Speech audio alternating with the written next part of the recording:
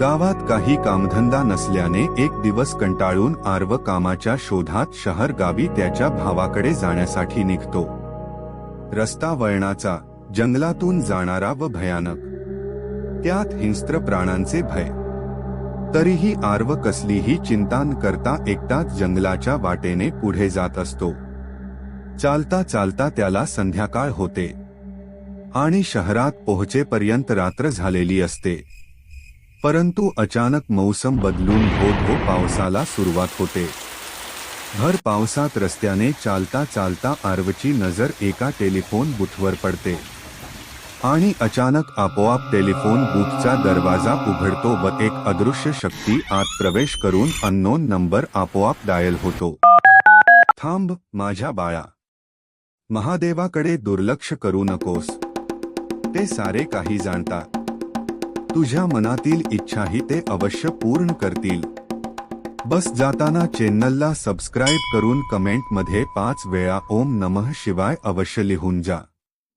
हे दृश्य पाहून आर्व घाबरतो व तो घाईघाईने घराच्या दिशेने चालू लागतो। बिल्डिंगमध्ये प्रवेश करताच तो लिफ्टच्या दिशेने जातो आणि 5व्या मजल्यावर पोहोचताच कंपार्टमेंटमधील सर्व लाईट आपोआपच लुक करायला लागतात।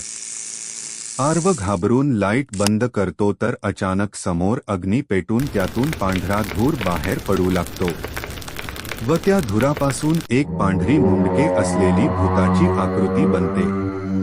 तिच्या डोळ्यात आग व ती रागाने आर्वकडे पाहते। हे पाहून आर्व खूपच भयभीत होतो व रूमच्या दिशेने धाव घेतो।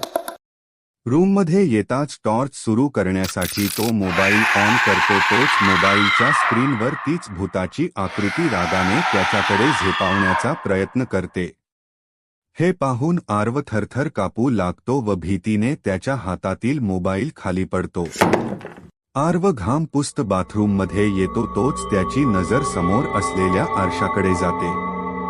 आरशाच्या समोर एक अर्धवट परंतु खूपच विद्रूप व भयानक चेहरा असलेला माणूस पाहून जणू काही आर्वच्या पायाखालची जमीनच सरकते। तो भीतीने थरथर कापत जोरात किंचाळतो व बेशुद्ध होऊन खाली पडतो।